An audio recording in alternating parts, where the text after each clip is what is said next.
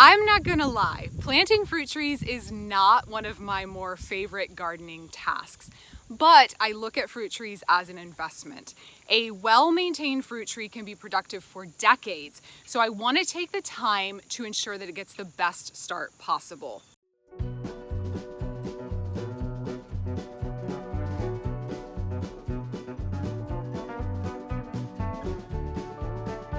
I am planting a new apricot and necticot tree in my zone 6A Ohio backyard in very heavy clay. And I know a lot of you have had questions about planting fruit trees in clay soil. So I thought today I would share with you my process.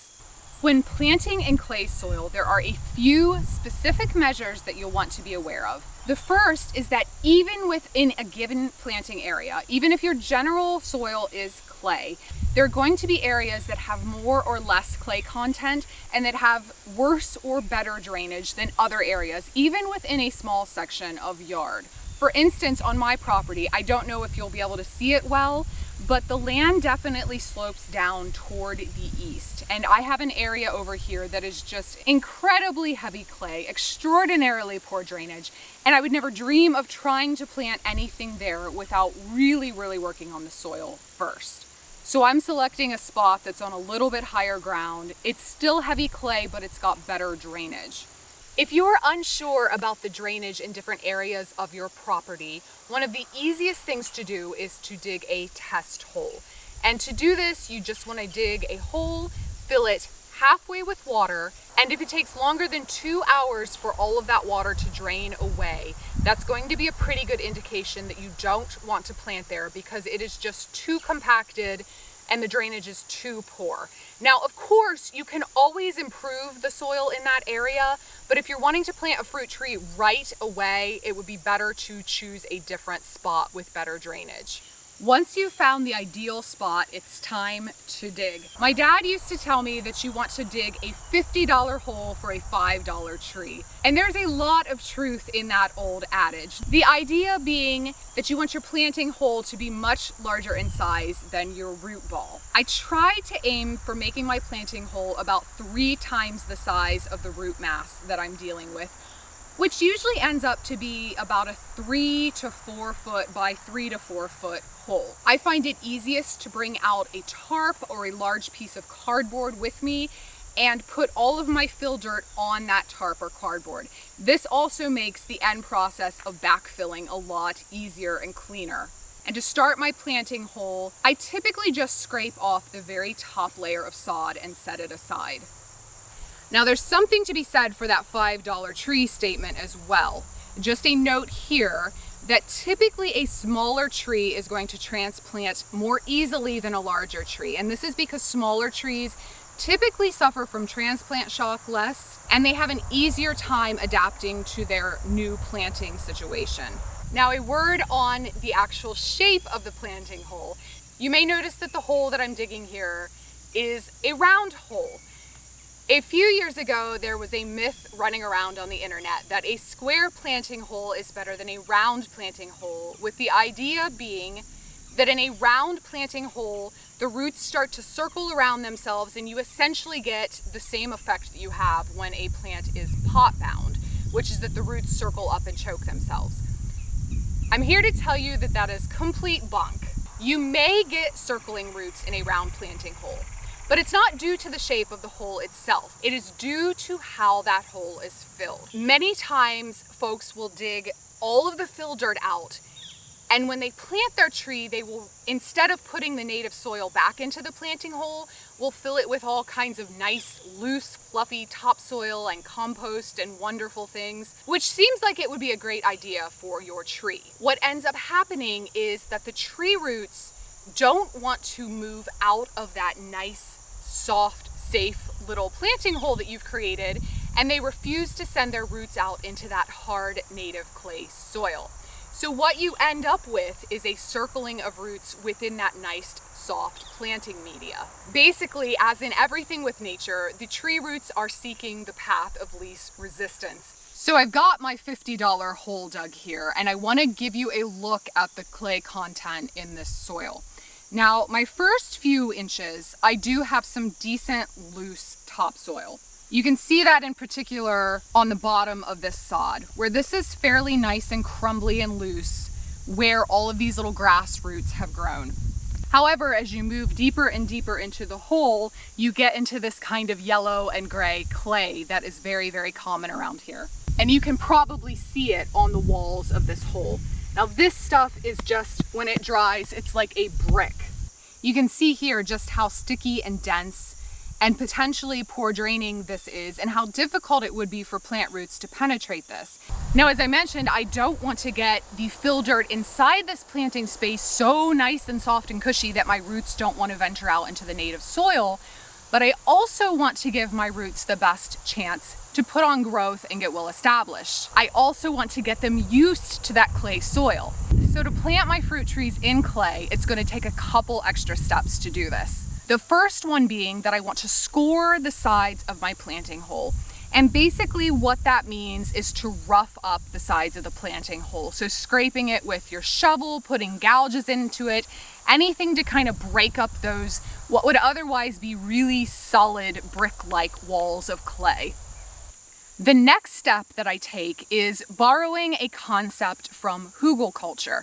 So I make my planting hole extra deep because in the very bottom, I want to add a layer of rotting sticks and wood and bark, kind of any small chunks that I can find, and then cover that with leaf mold and then with some of my fill dirt.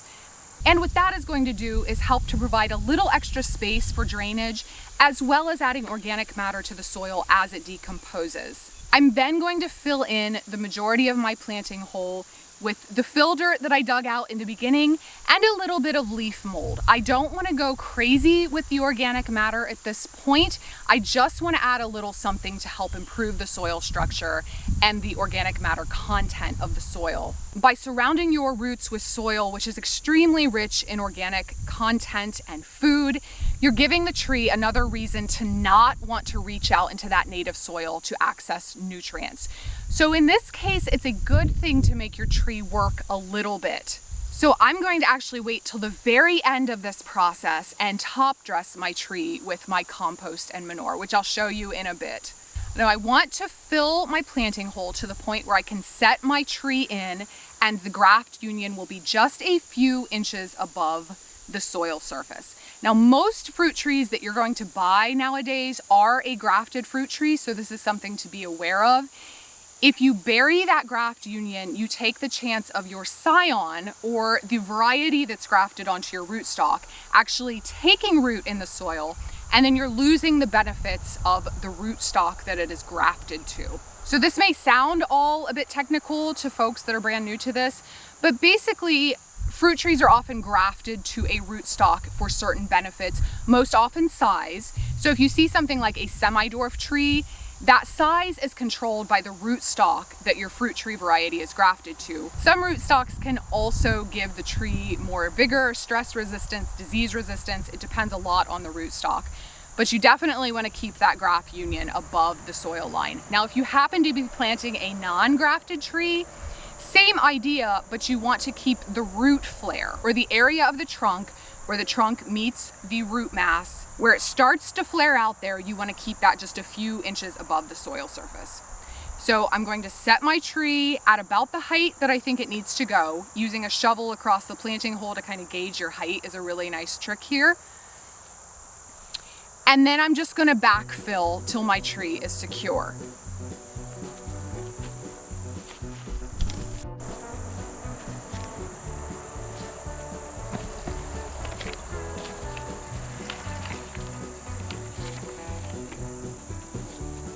I tamp down the soil around the tree pretty well, putting a fair amount of pressure on there with my feet.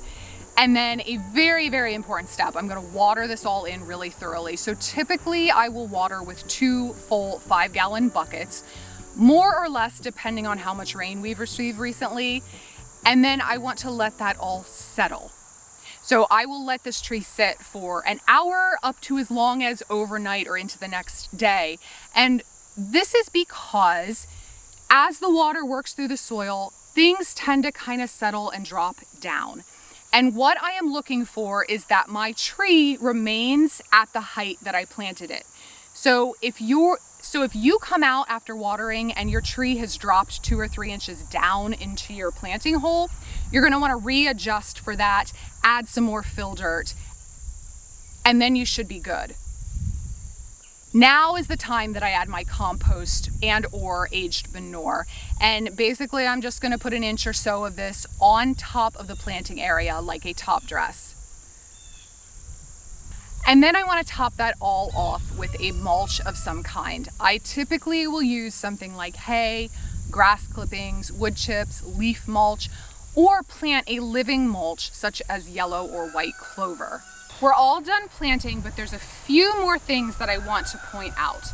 The first is pruning. And when I've got a newly transplanted fruit tree, I'm going to prune very minimally. I'm looking to prune only branches that are obviously broken, dead, or diseased, or any really wonky crossed branches. Other than that, I'm pretty much gonna leave this tree alone for the first couple years.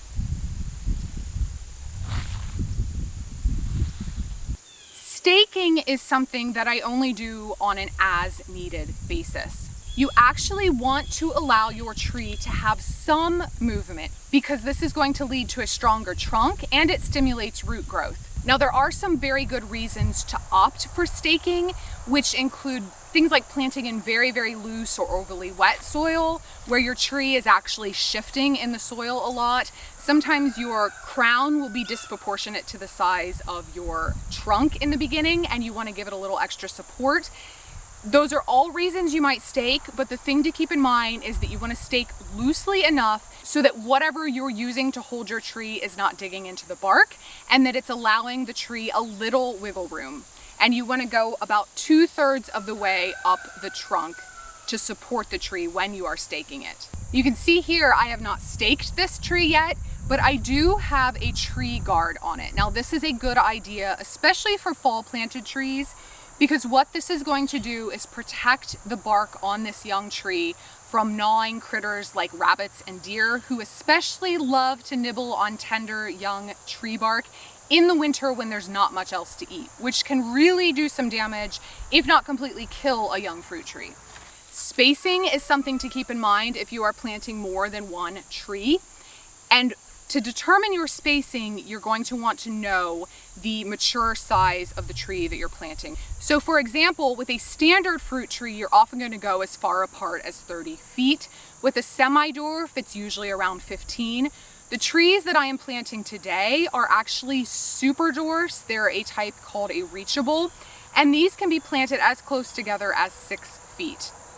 Related to that is being aware of whether your fruit tree needs a pollinator when you plant. So a lot of apples, European pears, some plums, this apricot in particular, they all need a pollinator. So you're going to want to plan for that as well when you are planting your fruit tree. And one last tidbit that you may be wondering about is feeding your tree. The best time to feed fruit trees is very early in the spring. So with my fall planted fruit trees, I'm actually going to wait until early next spring to give them an application of a food formulated for fruit trees. I will also be giving them some supplemental calcium at that point because most fruit trees will benefit from the addition of calcium. So I've got this tree planted. I'm gonna get to finishing up this one. The important part now is just making sure that these guys receive 1 to 2 inches of water per week until the soil really freezes hard, which is actually one of the really nice things about planting in the fall because we tend to get a lot more moisture and the temperatures stay nice and cool through the months of October and November. So I end up having to do a lot less work watering.